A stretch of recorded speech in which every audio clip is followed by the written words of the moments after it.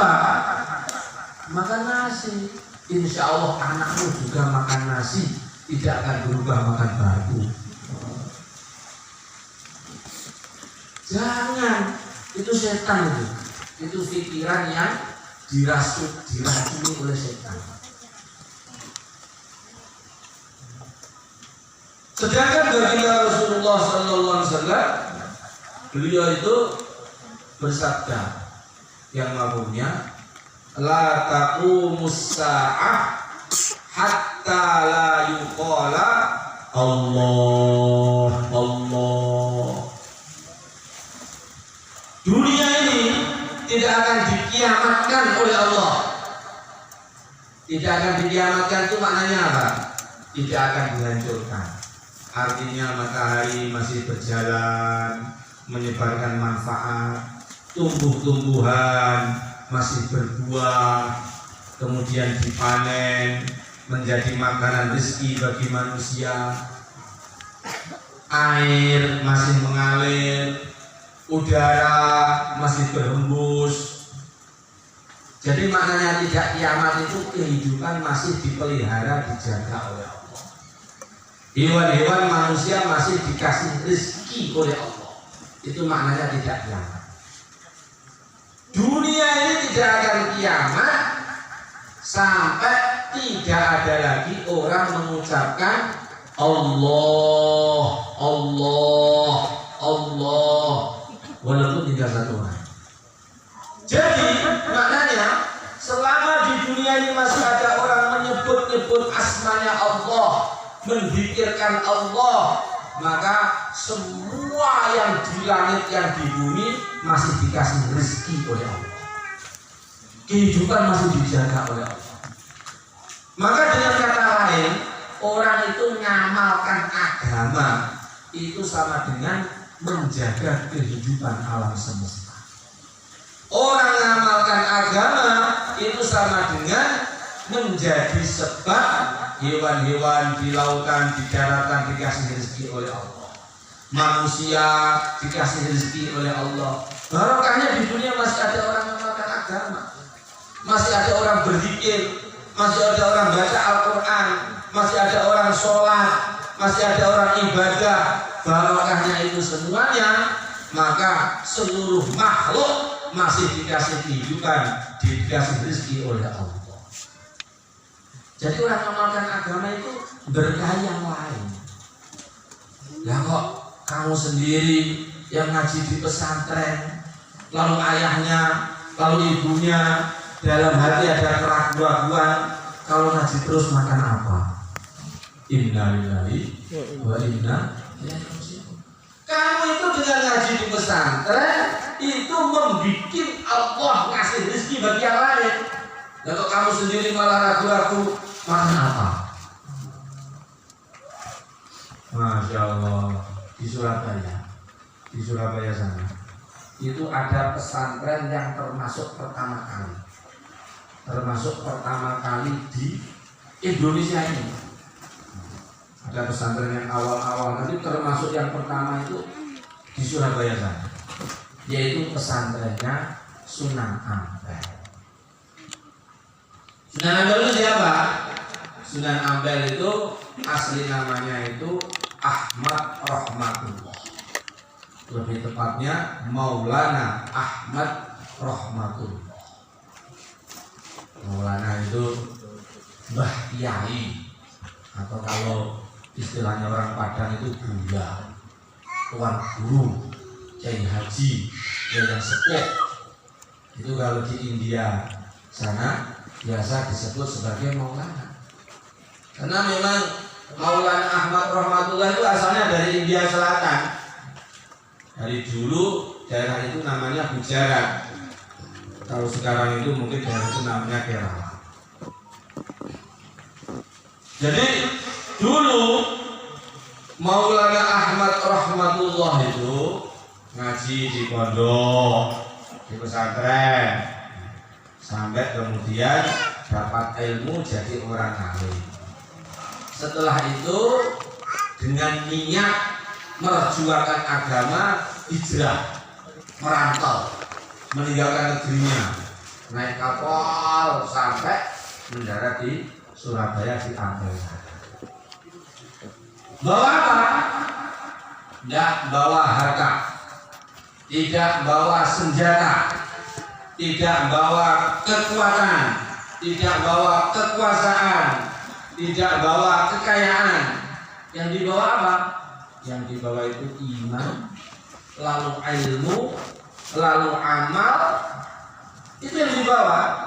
Jadi iman, ilmu dan amal. Ada iman, keyakinan kepada Allah, ada ilmu yang kemudian diamalkan dan diperjuangkan. Maka dikasih cerita itu sampai di Surabaya itu bikin musola kecil,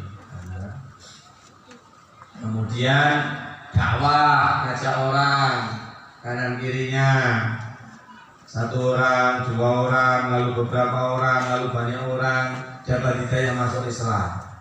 Setelah itu diajak bareng-bareng sholat di musola kecilnya, diajak wiridan, berzikir, lalu diajak ngaji, dan bareng-bareng diajak dakwah. Maka meluas, yang dapat hidayah tambah banyak, sampai akhirnya ringkas cerita itu Raja Brawijaya V, Raja Majapahit itu pun akhirnya dapat hidayah. Setelah dapat hidayah, putranya Brawijaya VI dikirimkan ngaji mondok ke sana. Coba itu. Jadi ini santri-santri ini, itu kamu itu nggak usah daftar jadi raja, karena kalau daftar pasti nggak jadi juga.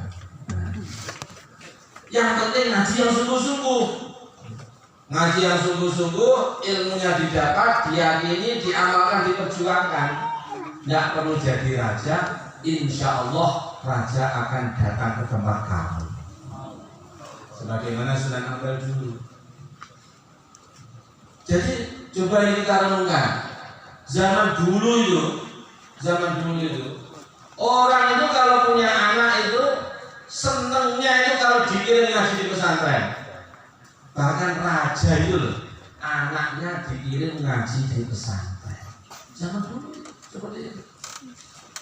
Nah, sekarang ini anaknya kita ini sudah tidak raja, anaknya juga tidak dikirim ngaji di pesantren.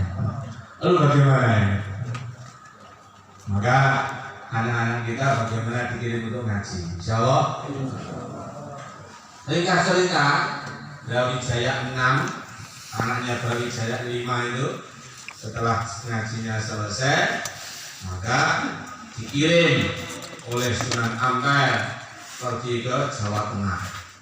Maka di sana di Demak mendirikan kerajaan Islam yang pertama kali, Kesultanan Islam Demak Bintoro. Bapak-bapak, ibu-ibu, hadirin hadirat yang dirahmati dan dimuliakan oleh Allah Subhanahu wa taala, lalu Sunan Ampel itu meninggal dunia. Dan itu meninggalnya sudah ratusan tahun yang lalu. Subhanallah. Kalau hari ini kita pergi ke Ampel, ada yang pernah pergi ke sana? Ada. Biasanya orang Lampung itu sudah ziarah Wali Songo. Saya kemarin silaturahim ke daerah mana itu? Merapi di Lampung Tengah itu. Itu ketemu Pak Kiai Samsul itu. Itu cerita ke saya, tiap tahun itu membentuk rombongan ziarah, bukan hanya Wali Songo, 30 wali. 30 wali diziarahi dalam seminggu. Jadi 7 hari 7 malam naik bis. Subhanallah. Tidak panas itu pantatnya gitu. Jadi kalau kita pergi ke Surabaya, ke makamnya Sunan Ampel itu, nanti di sana ini sekarang itu, yang dulu musola kecil itu sudah menjadi masjid besar. Lalu di baratnya masjid itu ada makamnya Sunan Ampel. Yang namanya makamnya Sunan Ampel ini, kecuali pada waktu tegang-tegangnya pandemi kemarin, sekarang sudah biasa. Itu subhanallah, orang ziarah itu ramainya itu ramai sekali. Pagi, petang, petang, malam, tengah malam itu banyak orang ziarah. Kalau tiap hari itu bisa ribuan orang itu datang berziarah ke makamnya. Sehingga hasilnya apa? Akhirnya kanan kiri depan belakang lor kidul etan kulon itu warung-warung, toko-toko, penginapan, parkiran itu ramai semuanya. Barokahnya orang-orang yang berziarah ke makamnya Sunan Ampel. Maka ada seorang ulama, seorang kiai pergi berziarah ke makamnya Sunan Ampel, mengajak anaknya. Maka melihat bagaimana warung-warung, toko-toko, ruangnya semuanya, jumlahnya itu ratusan itu, kalau tidak ribuan itu toko-toko warung-warung. Belum lagi penginapannya, hotelnya, parkirannya, begitu ramainya. Ulama kiai tadi mengatakan kepada anaknya, nah ini lihat ya, Sunan Ampel. Pelajarannya apa bagi kita? Bahwa orang itu kalau hidup itu betul-betul punya iman